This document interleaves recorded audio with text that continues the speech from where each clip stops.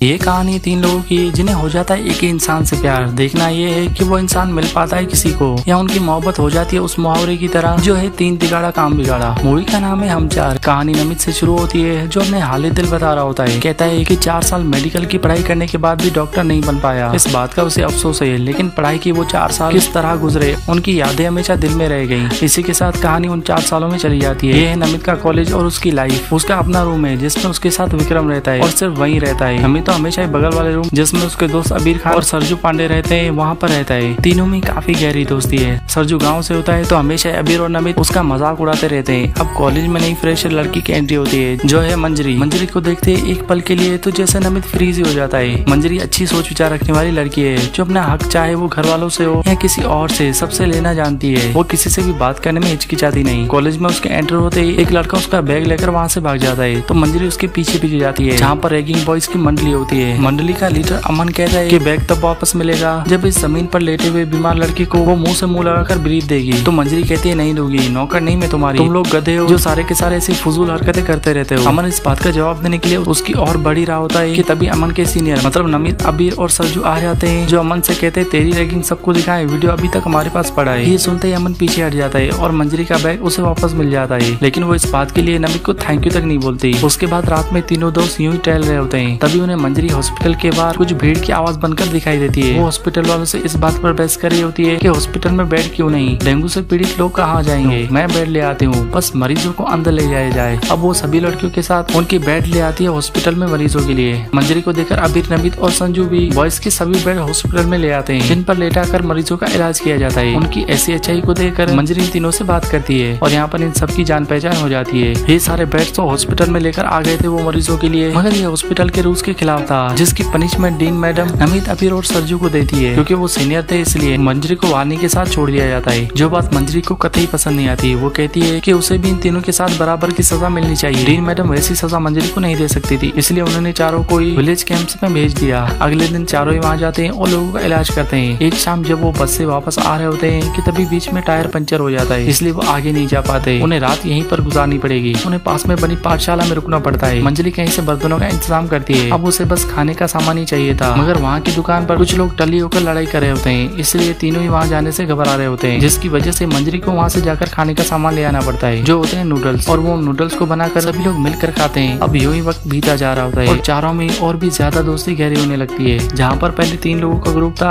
अब 4 बन चुके थे। मंजरी का तीनों से एक सा व्यवहार था, उसने किसी को भी कम ज्यादा तराजू में नहीं तोला था। और मंजरी की ये बात कहीं न कहीं उसी के लिए प्रॉब्लम बनने वाली थी, क्योंकि नमित को तो पहले उसे प्यार था और उसे ये भी लगता था कि मंजरी भी उसे पसंद करती है, मगर अब सरजू और अबीर को भी ये लगने लगा था कि वो उनसे प्यार करती है। तीनों अपने मन में मंजरी को लेकर जाने कैसे कैसे ख्वाब भी बुनने लगते हैं। किसी को पता नहीं कि मंजरी के दिल में क्या है। अब नींद में भी अबीर मंजरी का नाम पुकारने लगता है तो सरजू और अमित घबरा जाते हैं कि कहीं ये दोनों तो एक दूसरे से प्यार नहीं करते। वो जगह कर पूछते हैं तो अबीर बिलश करते हुए कहता है कि मुझे प्यार हो गया मंजरी से और शायद वो भी मुझसे प्यार करती है। तो सरजू कहता है ऐसा हो ही नहीं सकता, वो तो मुझसे प्यार करती है। तो इस बात पर नमित कहता है कि तुम दोनों गलत हो, वो मुझसे प्यार करती है, खामखाई तुम अपने दिल को फजूल की तसल्लियां दे रहे हो। यहाँ पर तीनों को एक दूसरे के बारे में पता चल गया था कि वो तीनों ही मंजरी को चाहने लगे, लेकिन मंजरी किसे पसंद करती है ये पता लगाना भी बाकी था। पता करने के लिए नमित एक प्लान बनाता है कि कल मंजरी का बर्थडे, वो जिससे भी पहली केक की बाइट खिलाई हम तीनों ही समझ जाएंगे कि वो उसे पसंद करती है। इसी सोच के साथ मंजरी की बर्थडे की नाइट वो परफ्यूम लगाकर तैयार होते हैं और मंजरी के लिए एक बढ़िया सी बर्थडे पार्टी अरेंज करते हैं। इस पार्टी का सेटअप मंजरी को बहुत ही ज्यादा पसंद आता है। अब वो केक काटने वाली होती है तो इन तीनों की दिल बड़ी तेजी से धड़कने लगती है कि कौन खुश नसीब होगा जिसकी आज लोटी खुलने वाली है। लेकिन मंजरी केक को काट कर उस केक को खुद ही खा जाती है और बियर की बोतल गटक कर नाचने लगती है। ये देखने के बाद तीनों का मुंह खुला का खुला ही रह जाता है। सभी पार्टी में एंजॉय कर रहे होते हैं और ये तीनों म्यूट टीवी बनकर बैठे होते हैं वहाँ पर। उनके मन में गुस्सा था जो वहाँ पर आने वाली अमन और उसकी गैंग पर निकलता है। पार्टी एंड होने के बाद मंजरी पीकर आउट हो चुकी थी, इसलिए वो तीनों उसे अपने रूम में ले आते हैं,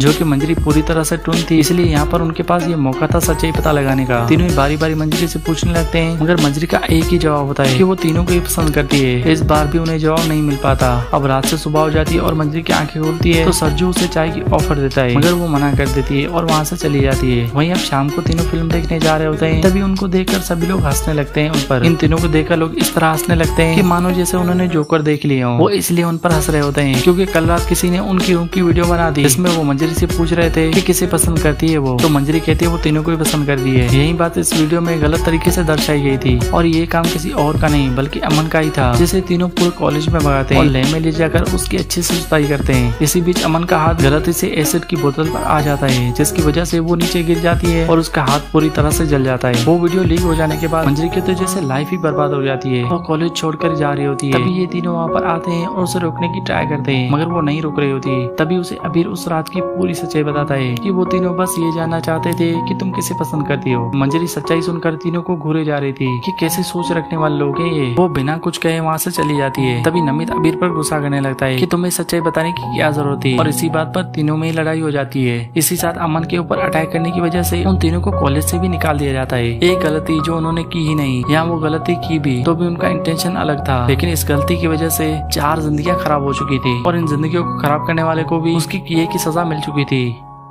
इसी के साथ कहानी जाती है 4 साल आगे, जहाँ पर नमित आज अपने डैड के हॉस्पिटल में मैनेजरी कर रहा होता है। सरजू ने अपने गांव में हॉस्पिटल खोल दिया है। वहीं अबीर एक दवाई बनाने वाली कंपनी में सेल्समैन का काम करता है। तीनों ही आज 4 साल गुजर जाने के बाद भी उन दिनों को बहुत ही ज्यादा याद करते रहते हैं। आज अचानक तीनों को FB पर एक मैसेज मिलता है मंजरी का, जिस मैसेज में लिखा है कि मंजरी को हेल्प की जरूरत है, वो उसे मिलने के लिए जरूर आए। मैसेज में एड्रेस भी लिखा होता है जो उसी कॉलेज के हॉस्पिटल का होता है जहाँ से उन्हें 4 साल पहले निकाल दिया गया था। अब अगले दिन तीनों ही निकल जाते हैं मंजरी से मिलने के लिए। सबसे पहले कॉलेज में पहुंचता है सरजू। वो जाता है तो उस पर अबीर की नजर पड़ जाती है जो उसी के पीछे होता है। सरजू रिसेप्शन पर जाकर पता करता है मंजरी के बारे में, तो रजिस्टर में मंजरी नाम नहीं होता। वहीं अबीर बाथरूम जाता है जहाँ पर पहले से नमित मौजूद है। उन दोनों की एक दूसरे पर नजर पड़ जाती है। वो दोनों बातें ही कर रहे होते हैं कि तभी एंट्री हो जाती है तीसरे की। उसके बाद अपने बारे में तीनों विस्तार से बता रहे होते हैं, तो मंजरी भी उन्हें वहाँ पर दिख जाती है, जो आज जिंदगी की ऊंच नीच की वजह से पूरी तरह से बदल चुकी है। वो आज भी तीनों से नाराज है। पूछने पर कहती है कि मैंने कोई भी मैसेज नहीं भेजा किसी को। तो तीनों इस सोच में डूब जाते हैं कि फिर मैसेज किसने भेजा उन्हें। अब वो मंजरी के बारे में ये पता करते हैं कि वो हॉस्पिटल में क्या कर रही है। तो उन्हें पता चलता है कि मंजरी का हस्बैंड हॉस्पिटल में है, जिसके एक्सीडेंट हो जाने की वजह से उसका इलाज चल रहा है यहाँ पर। वो तीनों मदद भी करना चाहते हैं मंजरी की, लेकिन मंजरी उन्हें साफ लफ्जों में मना कर देती है। वो नहीं चाहती कि फिर कोई हंगामा खड़ा हो। लेकिन वहीं दूसरी तरफ मंजरी के पेरेंट्स भी उसकी कोई भी मदद नहीं कर रहे होते। पैसे भी खत्म होते जा रहे थे इलाज के लिए, और ऊपर से डॉक्टर ने ऑपरेशन का भी बोल दिया था।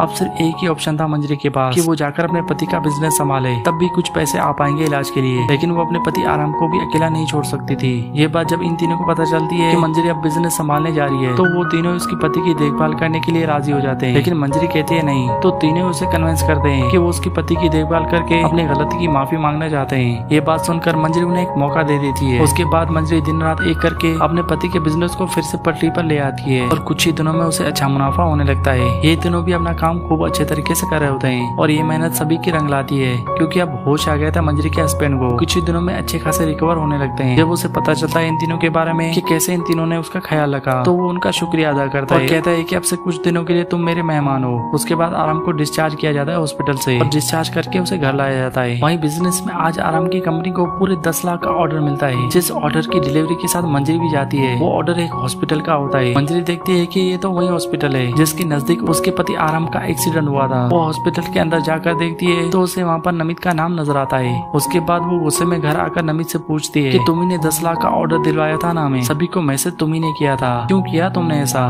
तो नमित कहता है कि मैंने तुम्हें अपने डैड के हॉस्पिटल में देख लिया था, मुझे लगा तुम्हें हेल्प की जरूरत होगी, इसलिए ये सब कुछ किया। और वो ये भी कहता है कि मैं तुमसे बहुत ही ज्यादा प्यार करता हूँ, न जाने क्यों ही मेरा दिल हमेशा तुम्हारी मदद करना चाहता है। ये बात सुनकर मंजरी को बहुत ही ज्यादा गुस्सा आ जाता है। वो तीनों से यहाँ से जाने का कहकर रूम में चली जाती है, जहाँ पर आराम से समझाता है कि खत्म करो सभी गिले शिकवे को, क्यों गुस्सा हो अभी तक तुम उनसे। वही अब मंजरी की फैमिली वहाँ पर आ जाती है। मंजरी का भाई उन तीनों से कहता है 4 साल पहले मंजरी को तुम लोगों ने तकलीफ कम दी थी, जो आज फिर से यहाँ पर आए हो, चलो निकलो यहाँ से। तो मंजरी यहाँ पर आ जाती है और अपने भाई से कहती है कि यहाँ से ये नहीं जाएंगे बल्कि आप लोग जाएंगे, आप लोगों की जब जरूरत थी हमें तो दुम दबाकर वहाँ से भाग निकले, अब किस चीज का हक चाहने आए हो यहाँ पर। मंजरी की ये बात सुनकर सभी लोग वहाँ से चले जाते हैं। उसके बाद मंजरी तीनों से माफी मांगती है और कहती है कि तुम लोगों ने बहुत कुछ कर लिया मेरे लिए, अब मैंने तुम लोगों को माफ कर दिया। इसी मंजरी की माफी के साथ ये कहानी यहीं पर खत्म हो जाती है।